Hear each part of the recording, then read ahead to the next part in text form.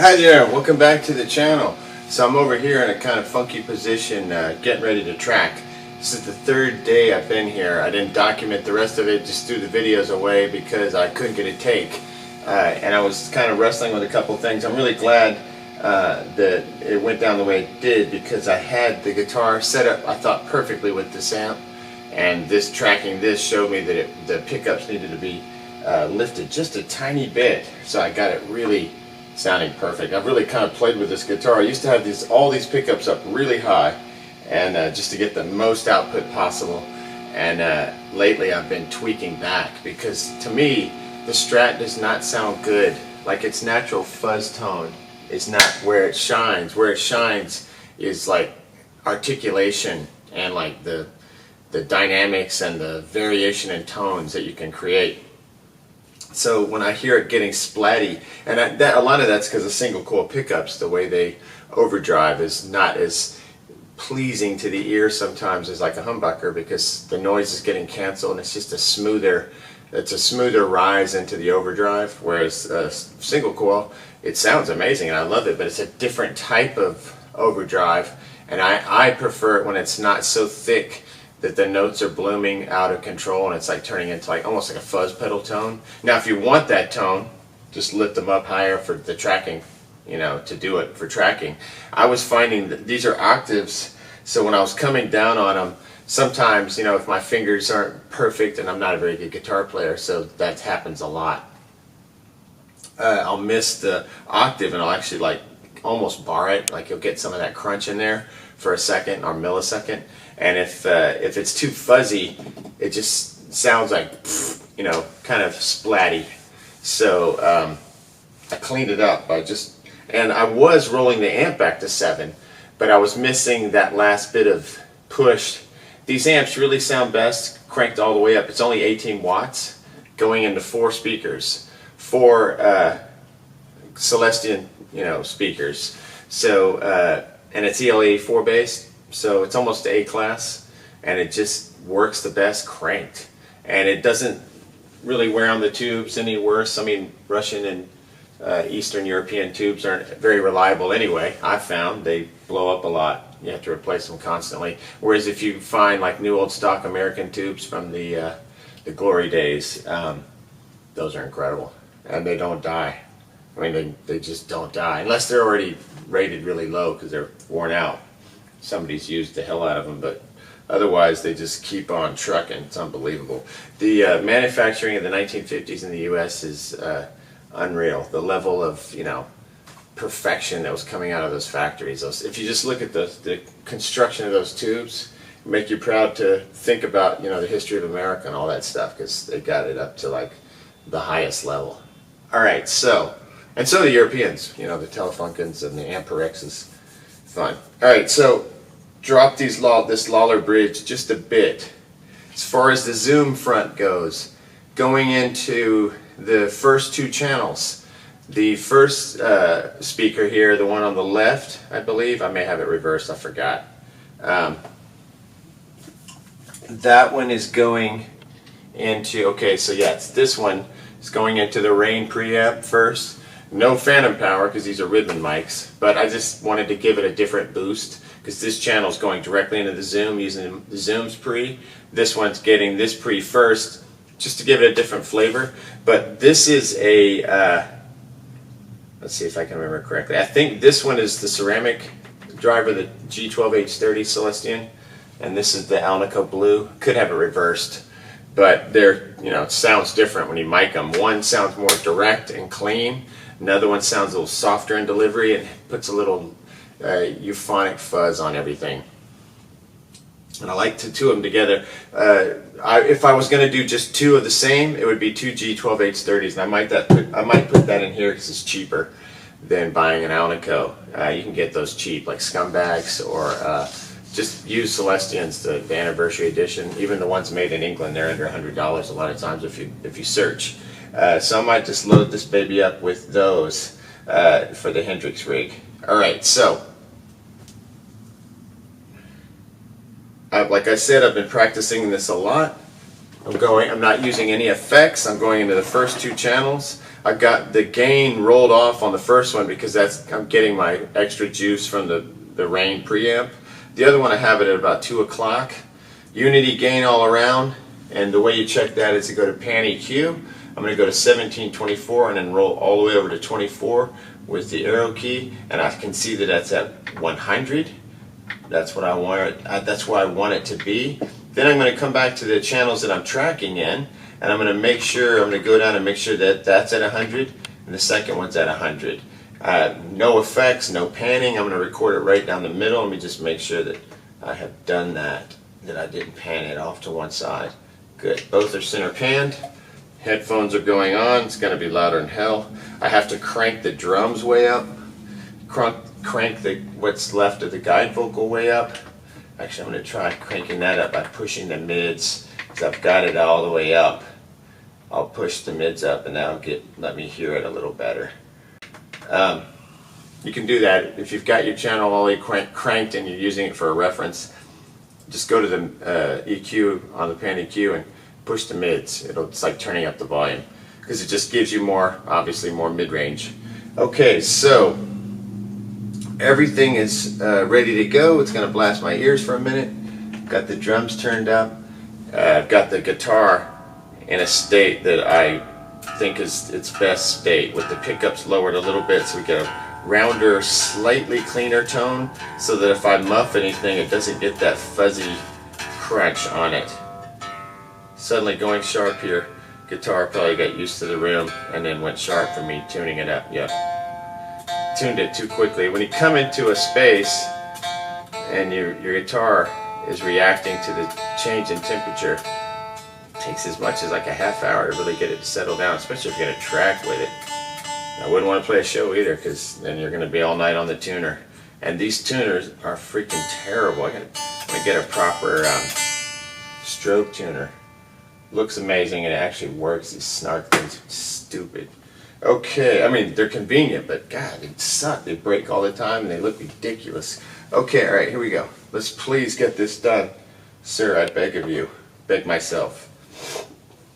All right, here we go. Let's see what this big boy can do. Oh, turn it off. Lots of single coil noise there. But that's rock and roll, right? The song Red Wine, or Red Wine, side 2, the Pleased to Meet Me album by The Replacements. You can hear that comes on. You hear I'm plugging in. Always love that. It's like people sometimes want to get rid of every noise. I mean, part of rock and roll is all these cool, like, gnarly sounds, like plugging in your guitar. It's like, it's just rude, you know? Rock and roll is supposed to be rude. All right, here we go.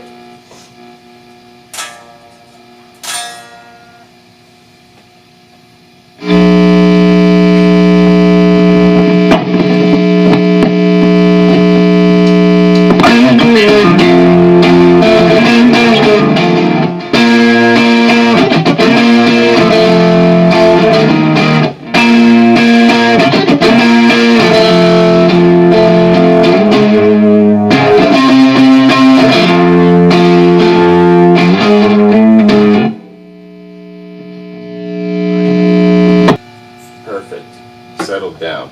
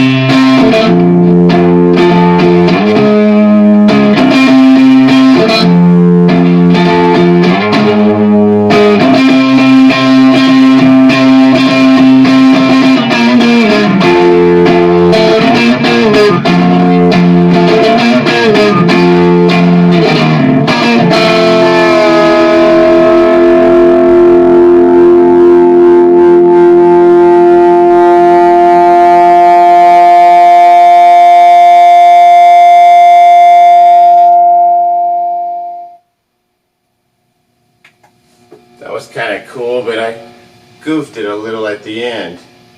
Let's see if there's any saving it.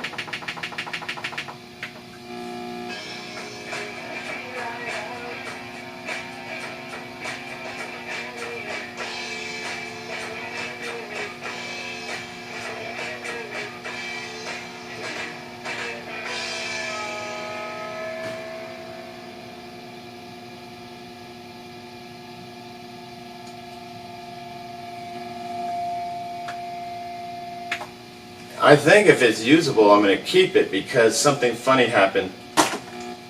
I've remembered that I finished this song with the vibrato, but I was like, at the second I was supposed to do it, so it's like.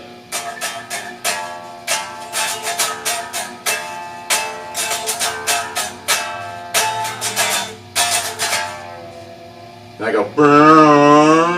Well, as in my panic of grabbing the bar and remembering, oh yeah, you're supposed to do that, I went from the bridge up to the neck, which made it really bright, and because it was in the neck position, it gave it a little feedback.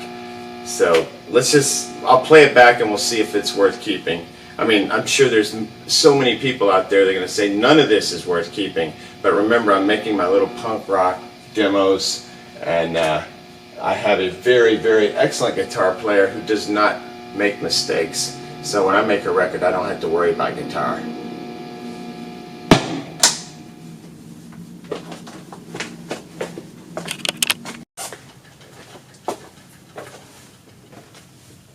Okay, so we'll try a little playback here. Now, when I play back, even if I'm just playing back tracks, especially if I want to play it back on YouTube and I'm trying to make it sound as good as possible and put my best foot forward, I'm going to do a couple things. So, I just recorded that, right? I think it might be a keeper, so I'm going to hit project to save it. Then I'm going to go back to the project by hitting select. It's called Here I Am. And the project comes back. Now, while I was tracking, I pumped the drums so that I could hear the cues. I don't need this click anymore. I'm going to turn that off. And I'm going to go to the second row where all the drums are. I'm not going to worry about mixing it. I'm just going to bring it down to like the midpoint. And then we can work it back up as we're listening back. But the main point of this is to listen to the guitar, not the drums, but I want to make sure that the guitar is sitting right on top of the drums, at least reasonably so. I forgot to mention that when I mic this, I use the stick and I mic it about 8 inches out from the cabinet. And you have to make sure these are exactly the same or you'll have serious phase issues. So let's make sure we don't have serious phase issues. Okay, so I brought the drums all the way down. Next thing, this is the most important, I should have done this first. You're going to take your master and come all the way down. Like, take it all the way down, because if not, you could boom, blow up your speakers. Alright, so, next step. I didn't record this with effects, right?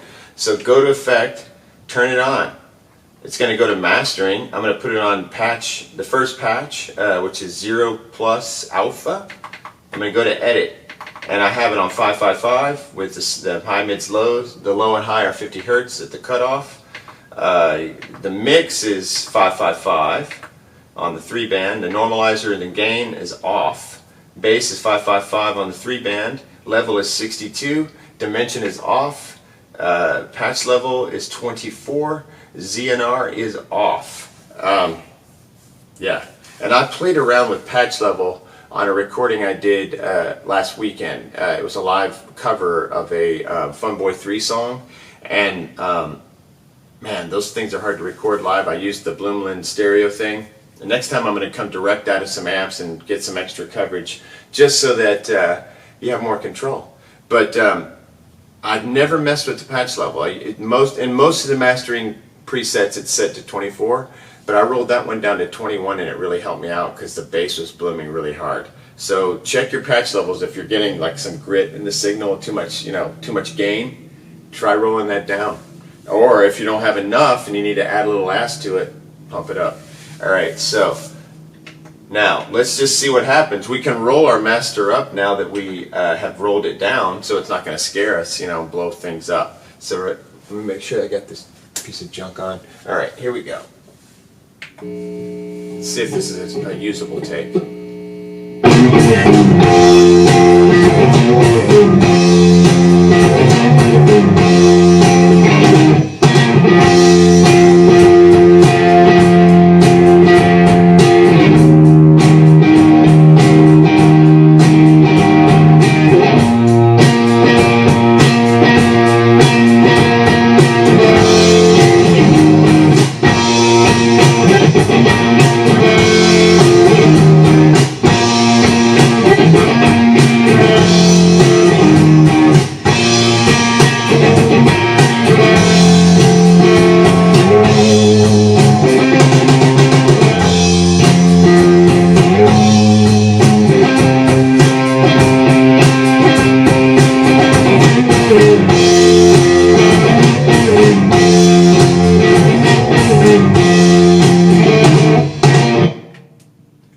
also just boosted the high and the low to 5 on the pan EQ on the track 1. I'm about to do track 2.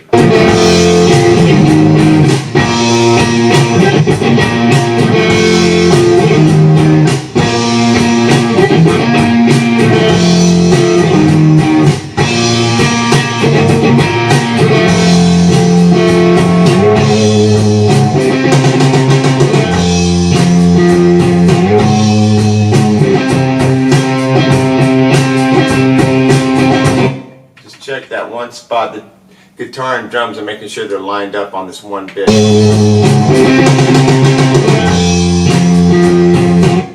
Right there.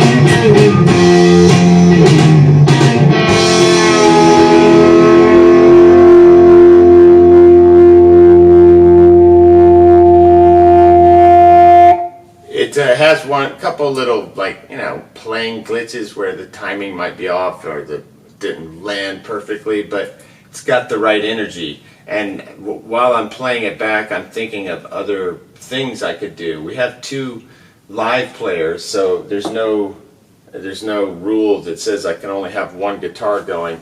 I was thinking of one maybe that plays another part, like on the like a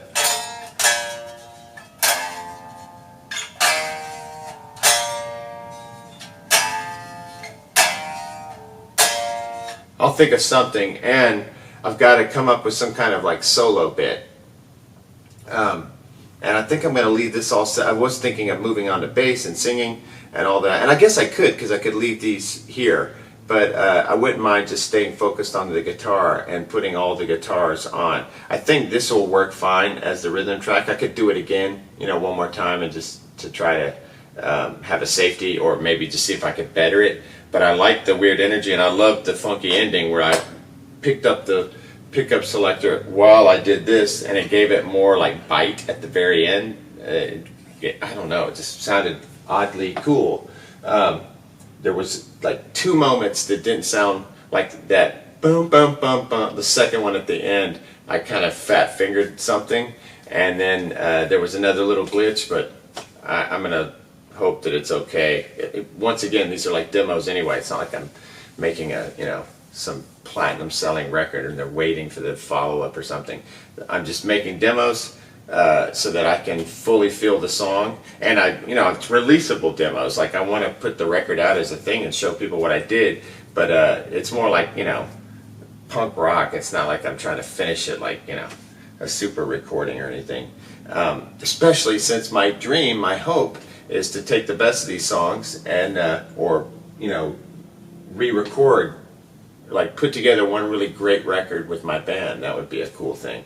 All right, so now what I'm going to do, did a little playback. I'm going to do all the stuff I do post-production. I'll do that real quick and just show you how I do that. I've done tons of videos on it, so I'll do it quickly, but there's not much to do, and it might help you at home. Hold on.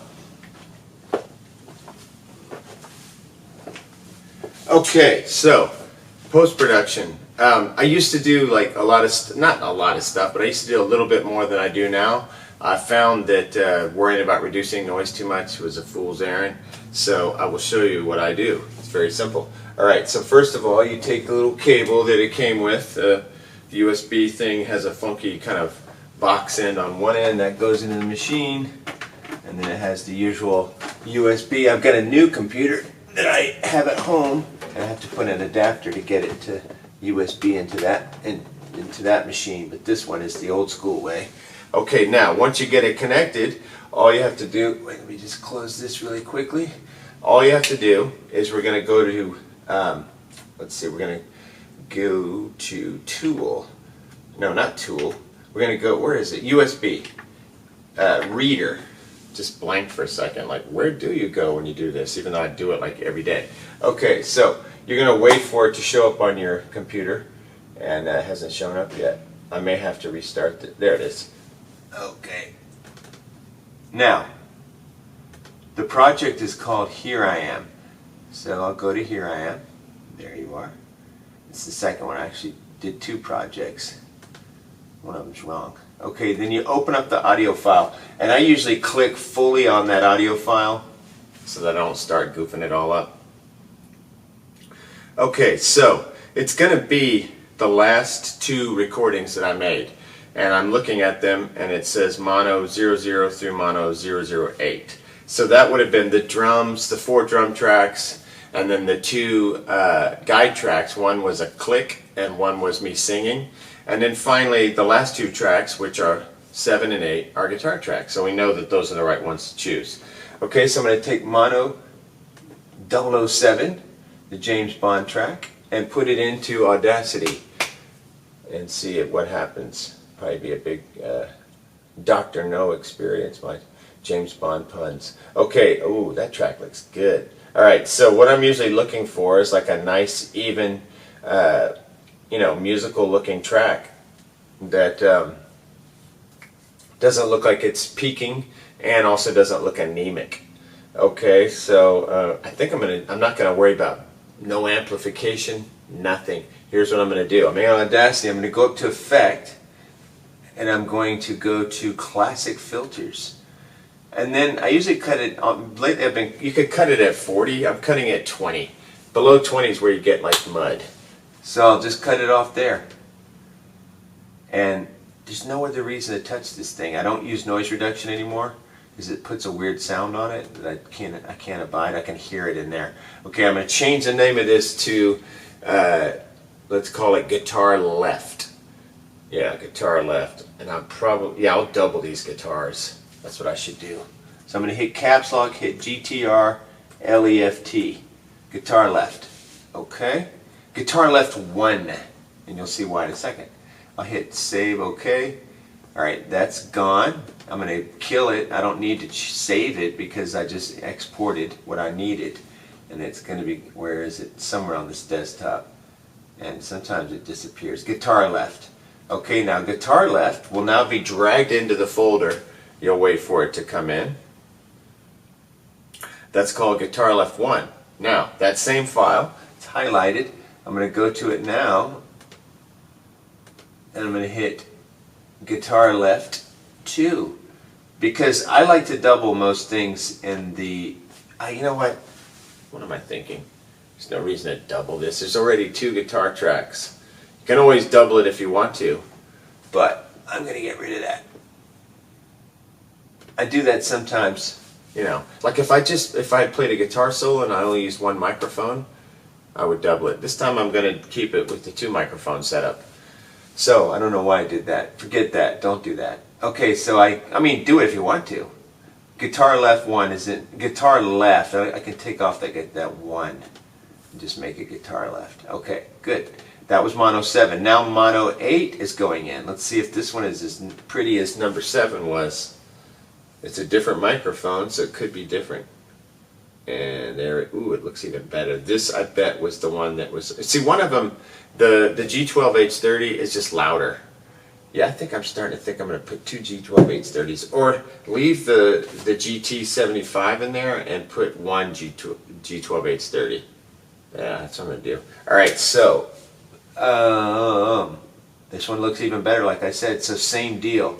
Going to classic filters, 20 hertz.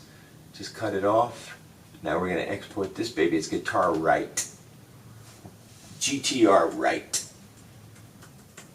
This is the right side of our guitar signal. And so you can do some panning and get like a nice stereo spread, or you just have 2 solid down the middle center signals. Okay, I'm going to kill that one. No, I do not want to save that. Okay, guitar right. Guitar right goes in. And now it's a subtle difference, but it gives you a chance to look at your tracks, even if you don't do anything to them, just to make sure everything's okay.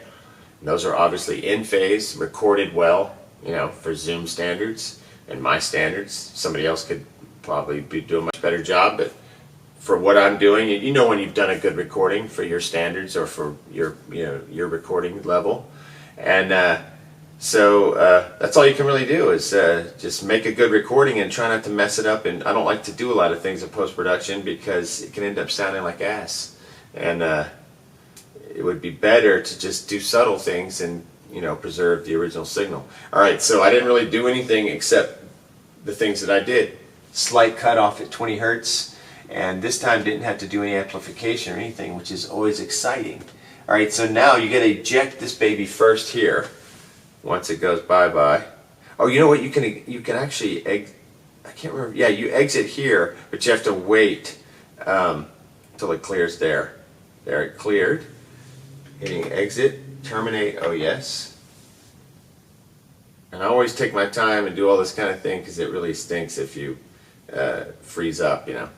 All right. So now in the machine, remember that we were track 007 and track 008 on this baby. So we got to get our new treated tracks. Even though I didn't do too much to them, I did just enough to make a difference. So we want to hear that difference. So the way I get those new tracks in and the old tracks out is I go to the track button, and I'm going to hit the center button. Right now it says mono 007.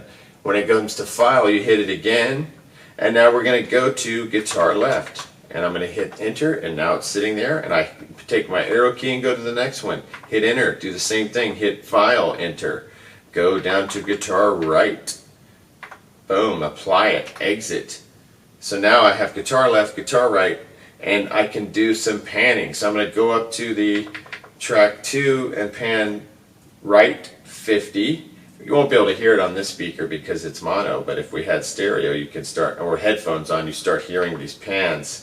You can really open up the stereo spread, and you can also record that way. I just recorded it down the center, but you could record like, you know, 40-40 or 50-50, whatever. But you can manipulate after the fact, so I don't usually worry about it. Okay, so no effects are added. Let's just see if we can hear any difference now. Usually sounds a little.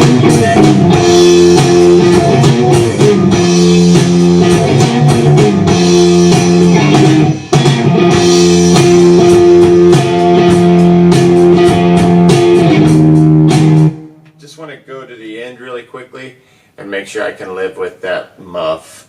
Remembering that I'm going to have bass, to fill up the tone. It sounds really stark when you hear the guitar by itself, or anything just isolated by itself gets a stark kind of feel to it. But it's best to look at each part in the cold light of day so that mistakes don't start piling up and it ends up sounding like a mess.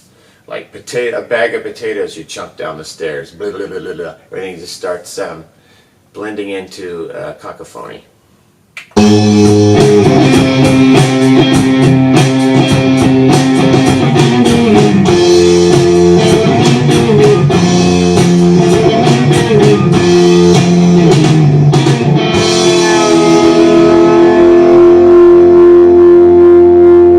love the way that ended. It was like a, kind of a goof up, but sometimes the goof ups give you that little bit of life and spontaneity that keeps things from getting stiff.